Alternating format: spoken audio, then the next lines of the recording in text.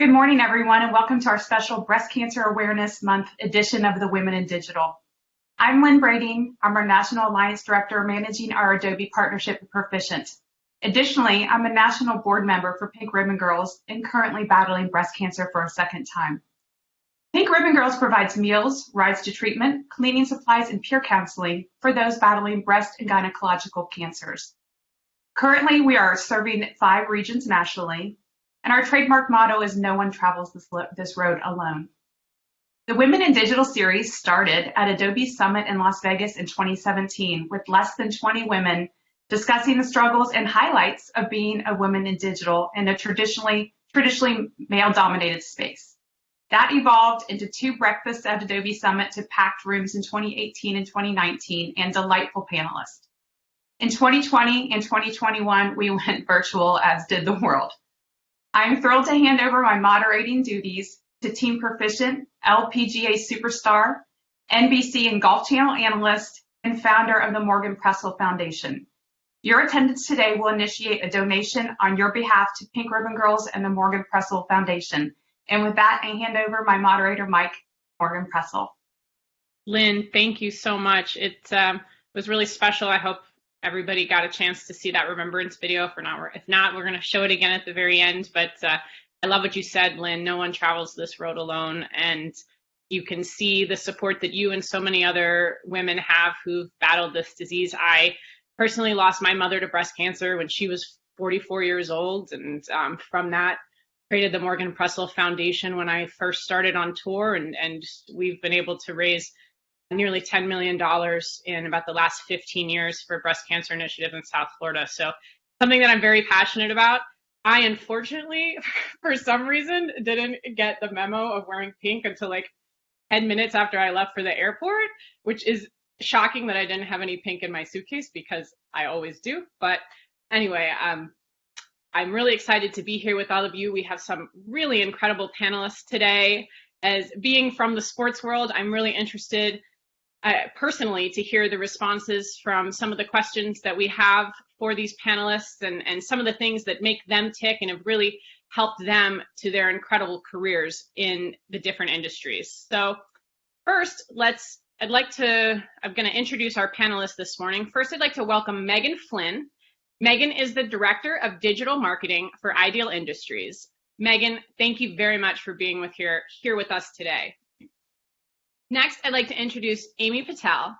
Amy is the Senior Manager of Voice and Consumer and Data Governance for Toyota Motors North America. And Amy, special to have you here as well today, as you are also a breast cancer survivor. And our final guest this morning is a recurring guest on these panels. Lonnie Stark. Lonnie is the VP of Strategy and Product at Adobe. Lonnie, welcome, and thank you for taking the time here with us this morning. So we've got a pretty jam-packed agenda, so we might as well jump right into it. My first question is for all 3 of you. So we have all been through so much over the last year and a half since the start of the pandemic. Even Lynn mentioned it, our typical breakfast like this, going virtual, and so many other things. With the world changing so drastically, what trend or outcome do you hope sticks around? First, Megan, let's start with you. Yeah, so I like the idea of finding a silver lining to everything that's happened. And for me, it's really a couple things. I think there was this overarching refocus on what's important. I remember very early on in the pandemic, at lunch hour, because we're all stuck at home taking walks, and you saw all these families out taking walks together that you never would have seen. And for me, that little bit of a refocus on time together and fresh air is great. And I also think I've seen employers paying a lot more attention to mental health. So the fact that they're recognizing the strain that's on employees, they're giving additional days off, they're doing those sort of check-ins. And I think having that coming forward is something really valuable and something that we should continue forward with. Yeah, absolutely. I do. I like the silver lining. And Amy, what silver lining have you found through all of this craziness? So I think we've had to find really great new ways to be creative and solve problems. When the pandemic shutdown started, I was actually in a different role and I was working in our contact center. We had over 240 people in the center, mostly with desktop computers, and we were told, we're going home next week. Everyone's going to work from home. So we had to quickly make that shift, and we had a really great team, capable employees that brought it all together to get everybody a laptop, to get everybody a cell phone in case the Skype didn't work right, to get everybody in the right frame of mind to make this shift to work from home. And as we've continued in these last 18 months, I'm incredibly impressed by all the things that all the different groups around Toyota have done to stay in touch with their team members, to really still create that bond. I changed jobs in the middle of the pandemic, and let me tell you, getting a brand new team and never meeting them in person is really hard. But we found ways to get around that. Last holiday season, my managers and I, we actually took a road trip around the entire Dallas-Fort Worth Metroplex and hand delivered a small token to each one of our team members. And in many cases, that was the first time I was physically seeing them face to face. So trying to find those, continue to find those creative ways, both for business relationships, but also in the work itself, to keep everything going through this time. Yeah, definitely. We've all had to be so creative, and I somewhat changed jobs in the middle of the pandemic as well, so I understand. I feel like a lot of people actually did. It's almost like the pandemic, like Megan said, reminded us of what's important. And so, Lonnie, what about you? I think I love the answers Megan and Amy gave. I think for me, it's not to take anything for granted. I think that appears in how we appreciate the family around us, the coworkers we have. And so I think it's almost seeing everything with fresh eyes, because there was so much that did change. And then I think the second is just to reimagine things that we did. So not to take the important things for granted, but also an opportunity to ask why we're doing certain things and getting out of those routines to really find our purpose. Yeah, definitely. I love that. So we have, refocus on what's important. I feel like that was definitely a theme. Family time, getting fresh air. I do love the focus on mental health from employers, being creative, not taking anything for granted, and definitely reimagining our routines and how we can do things differently and even better. So Megan, our next question, this one's for you. How do you leverage authentic vulnerability as a strength in the workplace rather than as a weakness, as it is often miscategorized? Yeah, so when this question came up as a possibility of something we could discuss, I was super excited. I discovered Brené Brown during COVID. I had heard of her before, but I had never really read any of her books, watched her TED Talk, watched her Netflix special. And once I found her, I really kind of dove in, and it was so perfect that all these things were going on with COVID and these struggles, and I found kind of exactly what I needed.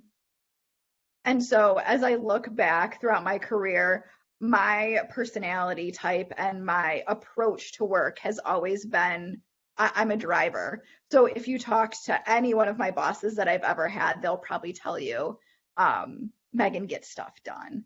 And while that is a wonderful reputation to have, a lot of times being a driver, you can kind of get some of those blinders. And as I started getting more into this concept of vulnerability, for me, it was not only something I felt like I was missing from my approach, but it was something that I felt as I was exploring it and trying some of these different things made me happier as a manager and made me happier as a coworker. So I think as we look at vulnerability, it can often be thought of as a really negative thing to bring into a meeting room. And you come in and you have all of this armor on and you're going to be strong. And especially as a woman, like, you're going to be tough and you're going to own your seat at the table. But when you look at working with a team, or especially me being in marketing, it's a very creative space. And when you're working creatively, you are showcasing your passion. You're putting something personal into what you're doing. And so the feedback on that is different. The ownership that you have on that is a little closer. So it's how can we take down some of this armor in being creative and really look at, she has this, Brene Brown has this saying of have a strong back, a soft front, and a wild heart. And that really spoke to me, is that I can still come in and as a driver have a really strong back and have the presence I want, but create this openness so that, you know, people can feel free to come to me with ideas. I can be open to share with people. They can get to know me. And have that wild heart, which is just going to drive us forward with creativity. And I think that, you know, another Brene concept is, you know, people don't always remember what you did, but they do remember how you made them feel. And so for me as a driver, it's, I am going to continue to be a driver and I am going to get stuff done. But my approach along the way needs to take into account the fact that how we're working together and approaching people and sharing things is a tremendous asset, and it's not a weakness, and it allows us to come together as a team and bring forth concepts that otherwise might have had barriers in place because we just weren't comfortable or weren't ready to share them. Yeah, those are great themes.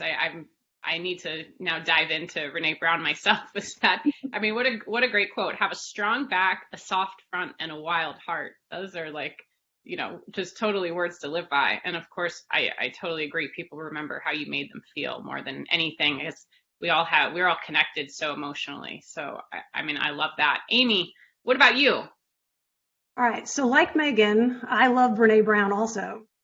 I've watched her TED Talk and her Netflix special multiple times, and I recently tried to pick up her book. And I say tried because for weeks I tried to read some every day, and it was really hard for me. I had a really hard time getting into the book.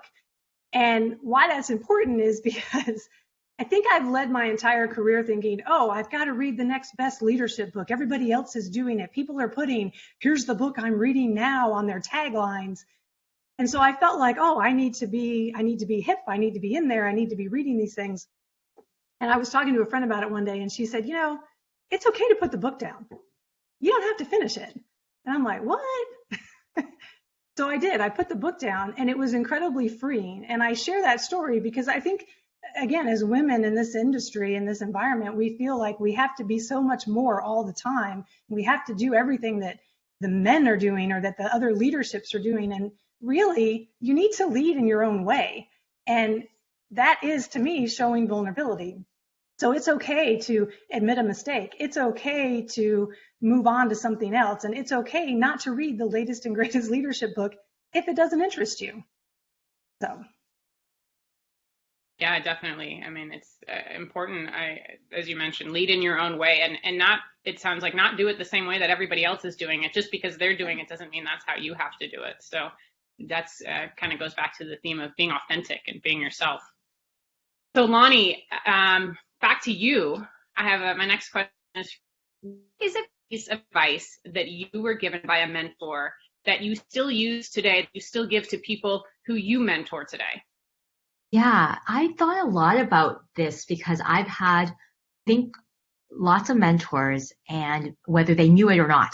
So sometimes a mentor for me would be watching a video of someone who spoke, who I really admire, and other times it would be someone who was a coworker. And I got a lot of advice, and I would say, and I was reflecting on which piece of advice really stuck with me. And what I realized is that while there's a lot of great mentors and great pieces of advice, that ultimately what it came down to is whether I truly listened to that piece of advice and I truly incorporated it in what I did. And so I would net it out that the best piece of advice or the best thing I incorporated was that the growth is in the struggle.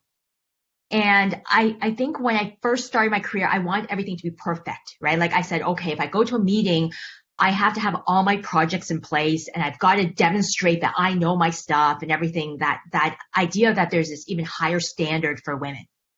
And when I would be challenged on ideas or when a meeting didn't go well, I would take it personally. I would be like, okay, next time I've got to, seal this part of the argument, or I've got to make sure my data is correct in that area. And I was always looking to know everything. And then I started to realize as I got more challenges and more things in my career, that I wasn't going to have the perfect answer to everything, that it wasn't possible, and that is part of the growth, that when I'm at the moment where things are messy and where there's struggle, that's where I'm actually growing. And so that's really helped me run towards opportunities than stay away from it and being in my safe zone and being able to be totally in control of things. The second thing, so that's one thing. It's like whenever I'm uncomfortable, I just say to myself that that's the case. It's not because of like I'm not fit for the job or I don't deserve to have this job. It's that I'm growing, I'm learning, and this is how I'm going to go forward. And I think the second thing is something. I'm a big Peloton user, so and some days in the morning I get on the bike and Robin Arzon says something which is saying, bring your own sunshine. And I think that is a great piece of advice. So it's like even that struggle, Robin Arzon says, bring your own sunshine. And so I just recently had a terrible morning. I spent a whole hour finding the front door to a place I was going to after I parked the car because I couldn't find the front door. And you might go, what, Lonnie? Like, how can you not find the front door? That's another day, another story. But I missed 2 meetings. And in the morning, and I consciously made a decision. I said, I am not going to let this day take me down. It's going to be a great day. And I consciously took that as a moment to really make the day my own and turn it into a great day. And so those are 2 things. I think the struggle is a growth, and bring your own sunshine. That's awesome. As an avid Peloton junkie myself, I've spent plenty of mornings with Robin, straighten your crown, all of the motivation. And sometimes that's just what you need. Yes. And I love that. Bring your own sunshine, create what you want to happen, essentially. Yes. And then of course, not trying to be too perfect, and it's not possible to have every answer. I love those 2 answers. Those are great, Lonnie. Thank you. Amy, back to you. I have another question for you. If you could go back in time, what is one piece of advice that you would give to yourself at the beginning of your career? Well, since I work at Toyota, I'd probably start with buckle up. Then I tell myself that learning comes in many forms, and while good experiences reinforce the kind of leader I want to be, I've learned just as much and maybe more from both bad experiences and my own personal mistakes, and that learning from your mistakes will lead to unbelievable growth as a person and as a leader. I was probably 4 or 5 years in as a manager, and I had a wonderful opportunity to have a professional coach. And if you haven't ever done that and you've had that opportunity, I suggest you take it because it really can open up your eyes to the kind of leader you want to be. It was the first time I'd ever had my staff do a 360, so that was pretty eye-opening. But at the end of the day, when that coaching session was complete, what I realized was I didn't have to be perfect. And I think I had spent a lot of my time at Toyota trying to be perfect, right? Because at the time, I was still on the parts side of the business. So I was in warehouse work. I was working with a lot of men, and I just felt like I always had to be better. I always had to prove myself. And part of that to me was trying to be perfect in everything that I did. And when I realized that I could let go of that, it really transformed the way I was leading people and building relationships with those that I worked with and that worked for me. So buckle up, and you don't have to be perfect, and learn from everything, good and bad. Yeah, no, it's also, very similar to what Lonnie just mentioned of, I feel like I have that in golf. I'm always trying to be so perfect, even on telecast. And sometimes you just got to go with it. And in golf, only one person wins every week, right? So you're most of the time losing. So it's about learning from those experiences and trying to improve going forward and not always having to be super perfect. So I definitely relate to that. Now, Lonnie, I know you mentioned a little bit about that, but if you could go back and tell your younger self one thing, what would it be? Yeah, I think if it was one thing, as it relates to my career, because I was very driven when I was younger. I still am, but way more even back then, is that in order to progress in your career, I think you need to be more than your career. And what I think I mean by that, because you're like, hell, that doesn't really help me, Lonnie, if you're listening to this, right? What I mean by that is that to be a leader, people need to connect with you as a human being more than as some creation of a corporate org structure where you have a certain title and you have a certain function. And in order for, I think, someone to really push the limits of their area of responsibility, requires actually having insight and having built a purview that is bigger than the area of responsibility that the company has given you, that is bigger than the title that is given to you, and that is bigger than the goals and the procedures or whatever it is that is part of that job. And I made it, I think, earlier in my career about learning what it took to get to the next level, or sort of forming my growth based on the constructs that are traditionally there. And I think that piece of advice is you need to develop yourself as a whole entire human, as figuring out who you are and how you bring that to the table. And I think that's been an area that I've come to realize more and more as my career has evolved, that the goal is not the constructs, the career. The goal is to be a leader that people want to follow, and that requires you to develop in so many other ways. Definitely, and that certainly as a young person starting in business, to then continue to grow, maybe take on new responsibilities and move almost in a different direction than maybe you had originally planned. That's so important too, to not get just so focused into the one job or the one goal that you have, to kind of broaden your horizons in that respect. I love that answer. Well, especially in digital, where things are all moving around. The old jobs, the new jobs, you don't want to be defined in a category that some company put in as this is the function. I mean, you need to be competent at it, you need to be good at it, but to really think about,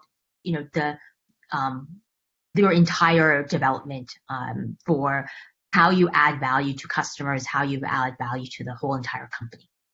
Yeah, that's definitely, I love that. Megan, we haven't heard from you in a few minutes. What do you think on this? What would you tell your younger self? One of the kind of pieces that Lonnie honed in on was about you're more than your career. And gosh, like if someone could have given me that advice when I was younger, I think that would have been a game changer for me. And it's one of those things where when you're passionate about having a career and having a successful career, you can start to take things really personally. So you can be really smart and really competent at what you do, but the odds of you walking into every meeting and being right about absolutely everything are zero. And so the fact that, if you have a couple options and the option doesn't go your way, that's not a reflection on you. and it's not a setback. And then it's an opportunity to say, okay, it didn't go my way. Now, how can I jump in and be a team player, and how can I help kind of build on that? I also think it really relates to the people that you work with. I remember one time I was in this meeting and there was 3 of us in there, and 2 of us were really passionate on opposite ends of the table on, I think we should approach it this way, and he's thinking we should approach it this way. And we were going back and forth. And we didn't come to a resolution. We walk out of the meeting room and he looks at me and he goes, "Hey, so are we still on for lunch?" And I said, "Yeah, I'll meet you down in the lobby."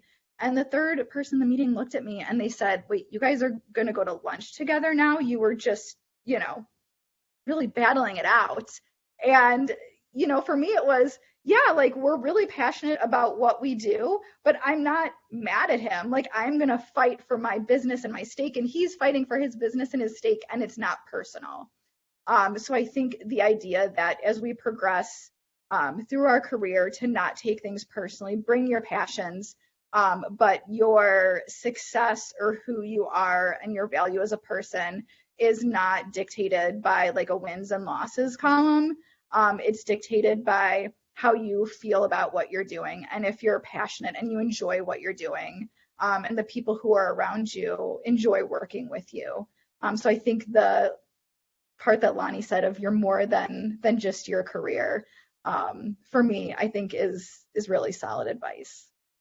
Yeah, and I feel like I really relate to that as well. I mean, in being in a different business, being in the sports world, but having a public career, most people know golfers as golfers and kind of put them into that box, and that's maybe the only way that people know them. But it's kind of got to remember, you are more than a golfer. It's everything. The wins and losses column does not define who you are as a person. And I think that's fabulous advice. So Megan, I have another question for you. How do you navigate shifting from an individual contributor to a people manager role? So I think this is one of the hardest transitions to make. When I made the transition, as I'm sure many people do, I went from being on a team where these people were my peers, and now I'm managing them. So not only do you have this responsibility and this new role, you have this dynamic shift that you have to manage through. And in my role, I had people who were at my location, and I had people who were at different remote locations who I'd never met. And I was about a month into this role, and we had a big summit where everybody got together, and it was my first opportunity to meet in person someone who was newly on my team. And I was so excited, and I walked up to her at a reception. I saw her name tag and I said, "Hi, my name is Megan. We've talked on the phone. I'm so excited to, that we're going to be working together in this new way." And she looked at me and she looked me up and down and she said, "You're much younger than I thought you were going to be." And I was a bit taken aback. Like, I was so excited to meet this person. That wasn't what I was expecting. And I could have let that kind of define our relationship of she felt like I was less than, or I didn't meet her expectations. But I looked at it as an opportunity. And I remember talking with my boss that like my goal was to win this woman over. Like, I wanted her to love being on my team. I wanted it to be a positive change for her. So I jumped in to where I would see value. And it was focusing on development. And it was something where months later, she came back to me and she said, no one has ever tried to develop me. Like, I never got the opportunity to do a development plan, and no one really cared and no one really asked. And all I was doing was looking at the opportunity of that's how I'd want to be treated. So I didn't let that interaction define me. So I think that's the first part as you're transitioning, is it's not going to be easy and you're going to have some small setbacks, and that's okay. I would say the second piece as you're looking to shift is find mentors or find a mentor that can help guide you through. Someone who's not in your reporting structure, who you can ask the dumb questions or ask the silly questions or ask the what if questions. And when I think about all the mentors I've had, because I have been very fortunate to have some amazing mentors. In the beginning, I was finding mentors who were a lot like me. So they were women in marketing and had a very similar approach. And you have that natural, like, you know, we think the same way, things are going, I'm getting validated in what I'm doing, right? But one of the best mentors I ever had, one, he was a male, but he had a completely different approach than me. You know, like, I'm going to jump in and give my opinion, and I have ideas, where he was very calculated, and he was going to measure things and sit back and think, and we just approach things differently. And I think for me, as I developed as a manager, to have someone who could say, yeah, that's one way to do it. Have you thought about this approach? And I think that brings me to kind of my last little piece on transitioning into a management role, is you got to let go of some of the biases. Like, you know, don't go and hire yourself. And I'm not talking about, you know, me hiring other short blonde women. I'm talking about me going and finding other drivers, right? So I'm going to find other people who approach it the same way I do, and we're going to get it done.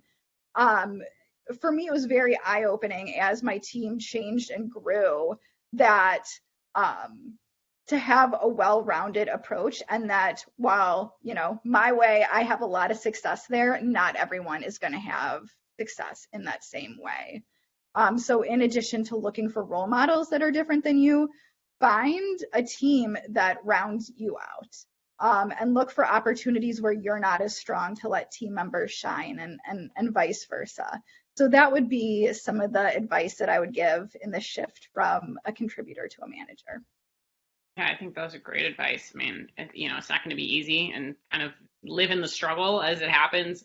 Definitely find somebody that thinks differently than you to mentor you, so you can learn. Otherwise, you're just doing you're not learning and growing. And then, I mean, let go of the biases. If you had a bunch of drivers on your team, I think that would be a struggle.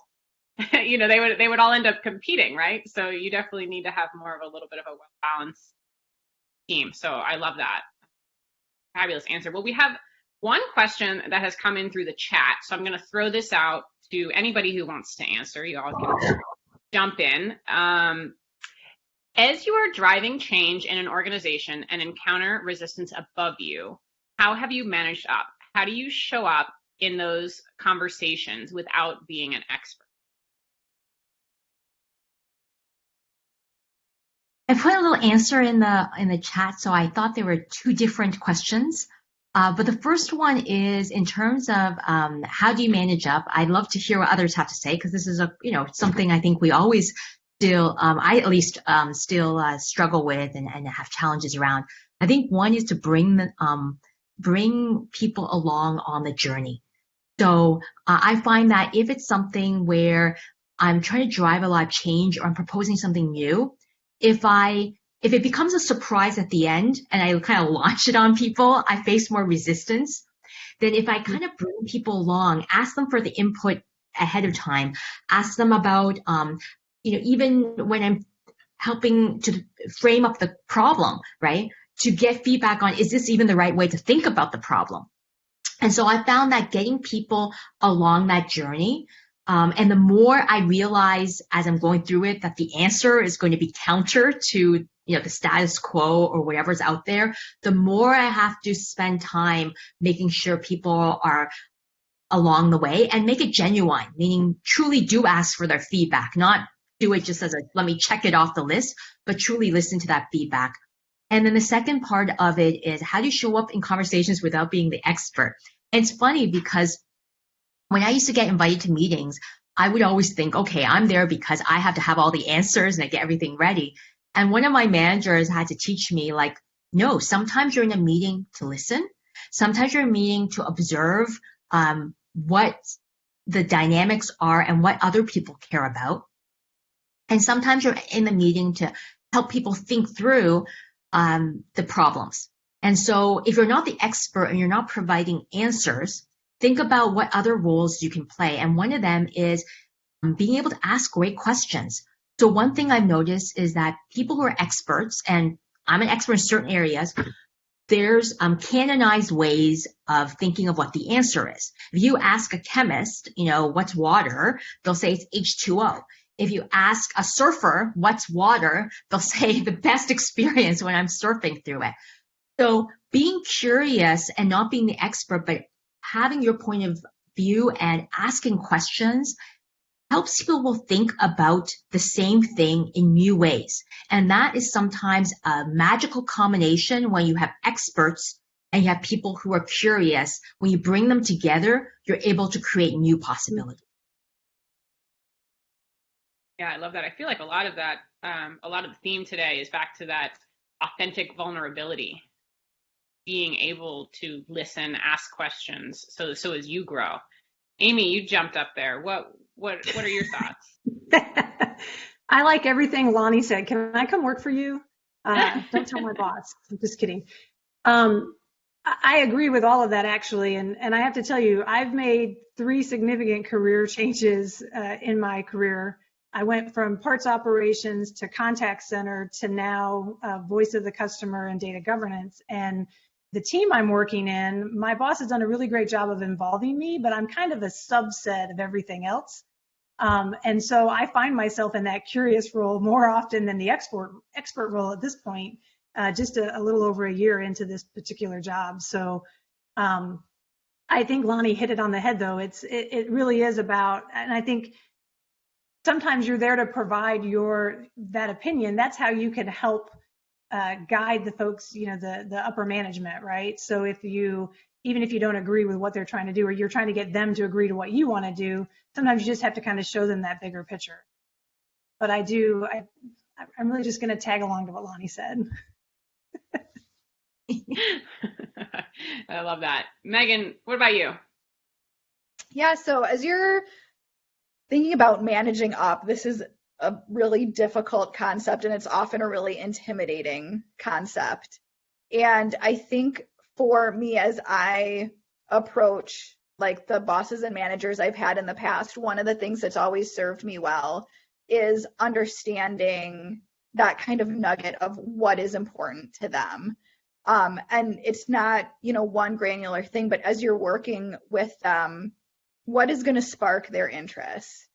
So as you start to look at, like an ROI, so what is the return on investment of like one of these things that you're talking about? Understand what is important for them. Is it going to be a monetary ROI? Is it going to be some sort of brand building ROI? And in those conversations, as you're managing up, think of the things that are important to them as you're trying to get your point across. So you're doing less of the like, I think, or I feel, or I just wanted to say. It's, I have this concept and here's what I think it could deliver based on A, B, and C.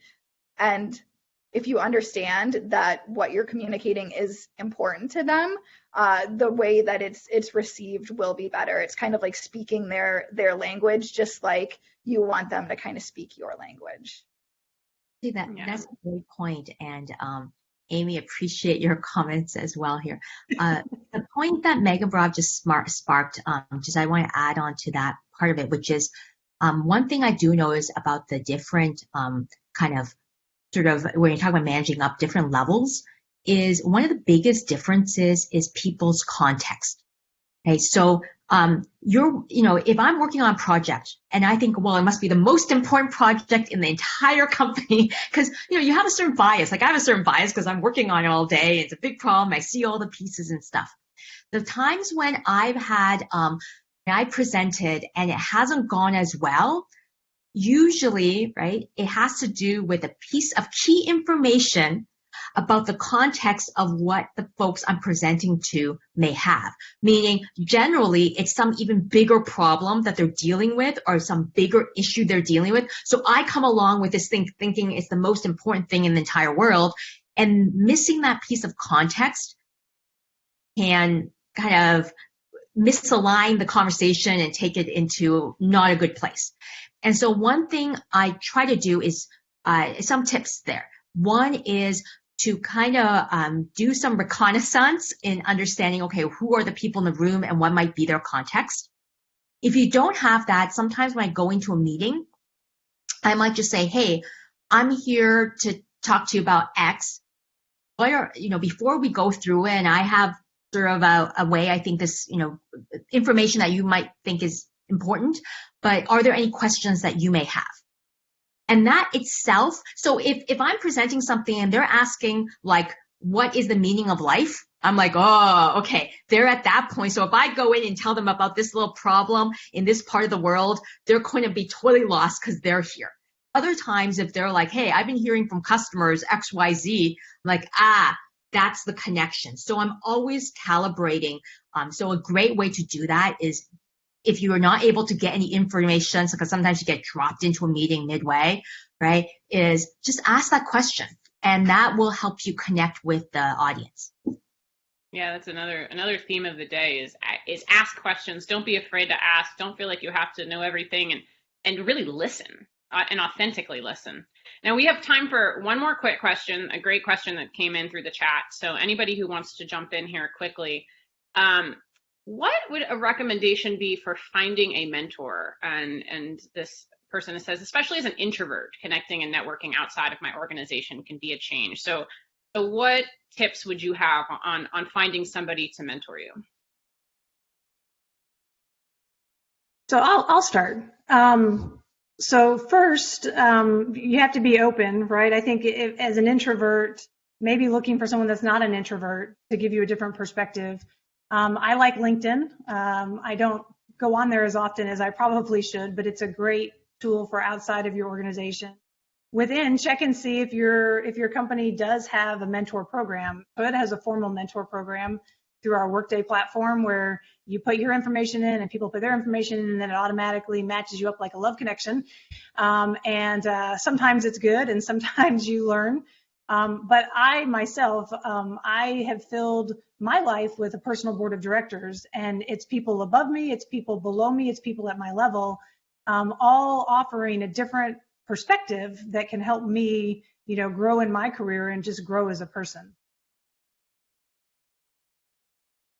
Yeah, I love that. I love that online dating merges with finding a mentor. But two things you got to here. start somewhere, right? Yeah, two things here. I would say I get emails from within Adobe on LinkedIn, and I just get people reaching out and saying, hey, can I get 15, 30 minutes of your time? And at least on the receiving end, more than happy, right? Like I think if you're afraid that if you reach out to someone and they're like, why is this person reaching out? I think, strike away that fear. I think the second is also if they don't respond, don't take it personally. They might be totally busy. They might have a lot of things going in their life. Move on and ask someone else, right? So that's the other part of it. The third is, besides finding a mentor, figure out, like I've asked myself, how do I become a better mentee or student? And how can I not just look at individuals, but like, I know this sounds strange, but I watch YouTube and I watch people who are really inspirational, and there's a lot of TED Talks and a lot of different things. I watch those things as well to just get more ideas, and things to think through.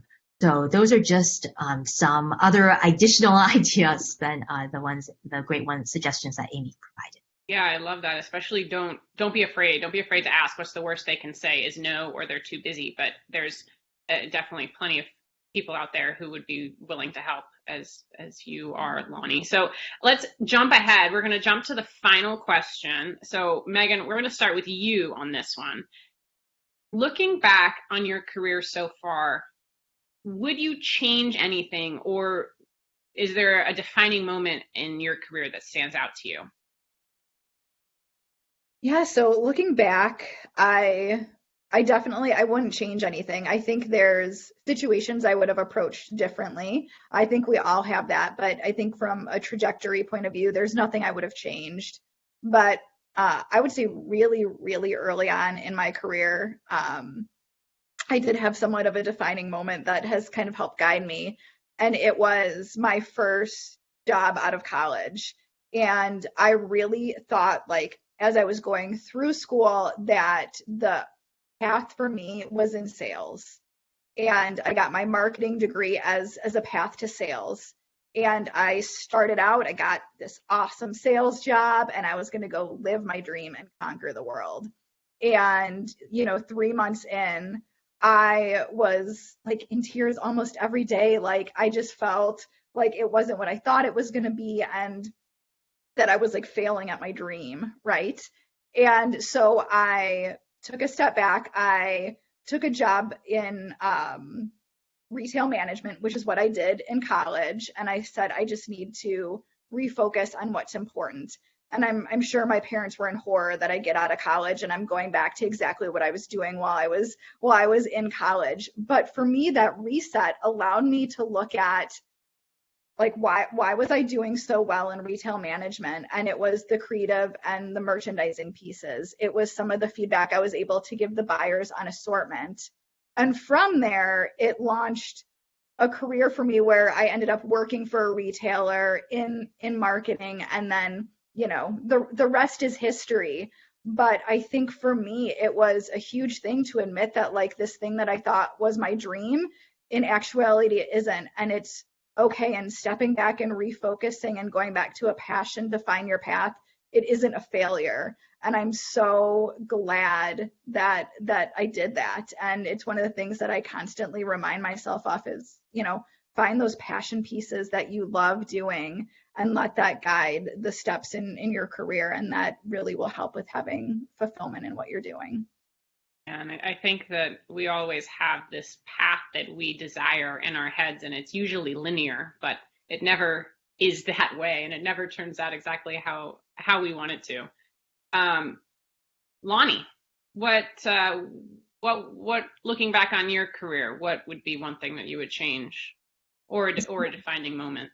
Yeah, it's sort of interesting. I would say when I reflect back, the moments in my career that I wish I could change in the moments that I was in them, like, at a point in my career where I had a manager I didn't really get along with, or had a moment in career where I felt like I totally messed up a meeting and I did a horrible job on it.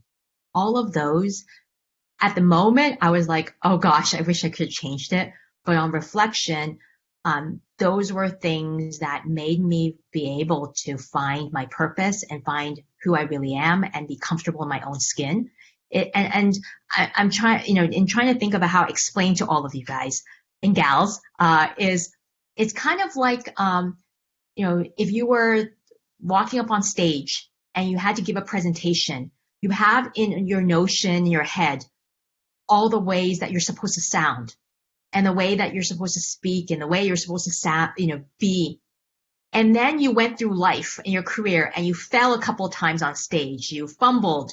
You came on with really like crazy hair, and you did all those things and you messed up a zillion times, that you get to a point where then you're comfortable on that stage and you're comfortable in your own skin. And it's all of the mistakes and everything else that made you go, I've been there. I didn't die from those experiences. I'm here, and I've learned a lot. And so that's the part I think is the way I look at those. Felt like I could have changed something in the moment. Now that I look back, like, no, those were things that made me learn how to be comfortable in my own skin. Yeah, definitely. I feel like that's a theme we've gone over a lot today. Is don't be afraid to make those mistakes, because the mistakes really build you and build your career, build you as a person, and then build. Amy. What? Oh, sorry. Oh no, go ahead, Lonnie. One last point is, I think, is because this is women in digital. I think it's that piece of feedback or a piece of thought that I'm hearing from Megan and Amy is so important, because I think that, and someone said in the beginning, it's sort of male dominated. So there's a lot of prototypical of what leadership looks like, or what it means to be strong, or what it means to be competent, that is very much aligned with maybe a certain certain propensity in a certain model. And so I do think it's so much more important for women to define what leadership looks like, what it does mean to be strong in different and new ways, and to really do that. Because as long as we are held to something, at least when I grew up, of what it sounds like to be a leader, the more I wasn't being who I need to be, and I was just being a fake. And when you aren't who you really are, people can smell it out. And when people can smell it out, you can't really build that trust. Okay, over to you, Amy. Thanks, Lonnie. I think we've all had some similar experiences in our careers. So looking for me, I've had several defining moments in my career, but the one I'll share today is actually one that happened very early. So when I started my career, I was one of 5 management trainees in my program. Each of us had a mentor, so there were 10 of us total, and I was the only female. And about 11 months into this role, I was told our program was ending early and I was being transferred to a facility with not so great a reputation, and I'd be working with other people that hadn't necessarily made my first 11 months very easy. So the announcement came over a group dinner, always a good time to let people know that you're uprooting their lives. And I had to excuse myself because I was about to burst into tears, and I certainly didn't want to do that at the table. But after dinner, our group vice president came up to me to discuss it, and I probably didn't conceal my emotions nearly as well as I thought I did, abruptly leaving the table. But he said to me, Amy, I think this is a good move for you, and if you really don't want to go, we'll find something different.